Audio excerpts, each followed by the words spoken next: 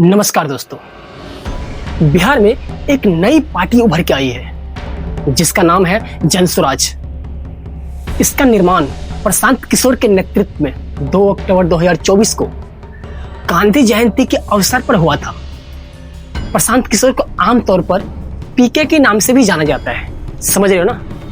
ये एक भारतीय राजनीतिज्ञ और पूर्व राजनीतिज्ञ रणनीतिकार है। उन्होंने 8 वर्षों तक एक संयुक्त राष्ट्र समर्थित स्वास्थ्य कार्यक्रम में काम किया और उसके बाद भारतीय राजनीति में प्रवेश किया और राजनीति रणनीतिकार के रूप में प्रवेश किया। प्रशांत किशोर ने कुछ प्रमुख भारतीय राजनीतिक दलों में रणनीतिकार के रूप में सफलतापूर्वक काम किया है, जिसमें कुछ पार्टियां शामिल है। यह है BJP, Congress, JDU, DMK, TMC, YSR Congress पार्टियां।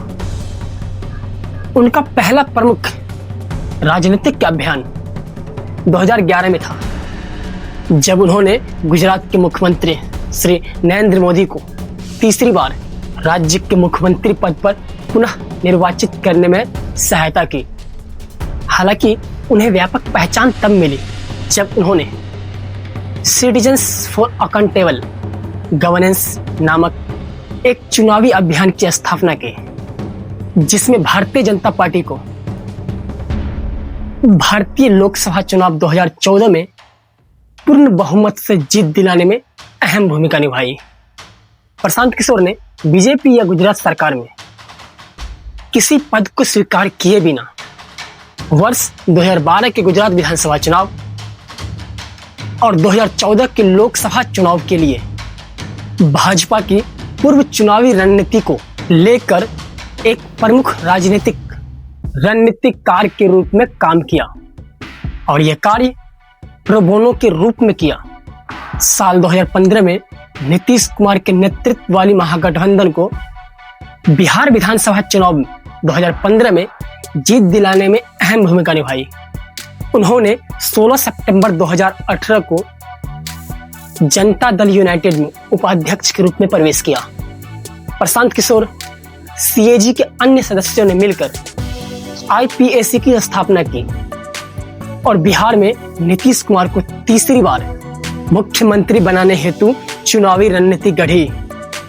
चुनाव जीतने के बाद नीतीश कुमार ने प्रशांत किशोर को योजना एवं कार्यक्रम क्रिया का सलाहकार नियुक्त किया ताकि चुनाव पूर्ण वादों को धरातल पर उतारा जा सके।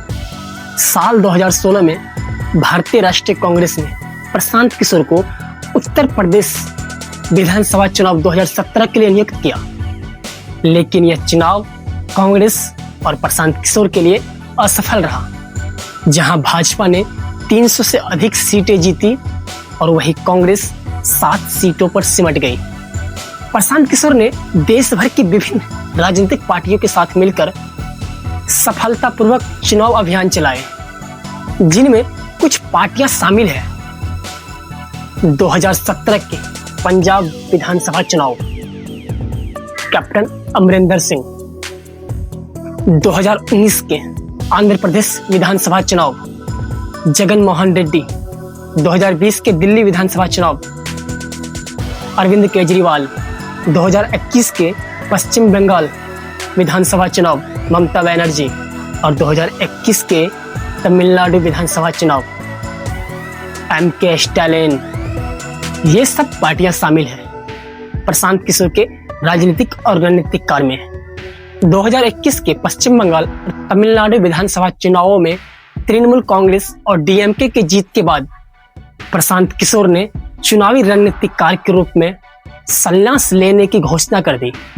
उन्होंने एनडीटीवी की इंटरव्यू में 2 मई 2021 को कहा था कि अब मैं इस क्षेत्र में नहीं रहना चाहता, लेकिन उसके 1 साल बाद 2 मई 2022 को ट्विटर पर लिखते हुए कहा कि मैं जनता के पास वापस लौटना चाहता हूं। दोस्तों, मैंने इस वीडियो में आप सबको ये बताया कि प्रशांत किशोर कब किस पार्टी को ज्वाइन किया है एक रणनीतिकार के रूप में।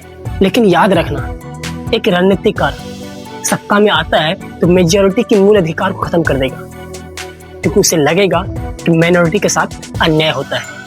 अब निर्णय आपको करना है कि बिहार को गुजरात बनाना है या पश्चिम बंगाल। यदि आप बीजेपी को वोट करते हैं तो बिहार गुजरात बनेगा, यदि आप जनसुराज को वोट करते हैं तो बिहार पश्चिम बंगाल बनेगा। आपकी एक वोट बिहार की तकदीर को बदल सकता है। मिलते हैं नेक्स्ट वीडियो में, तब तक के लिए जय हिंद, जय भारत।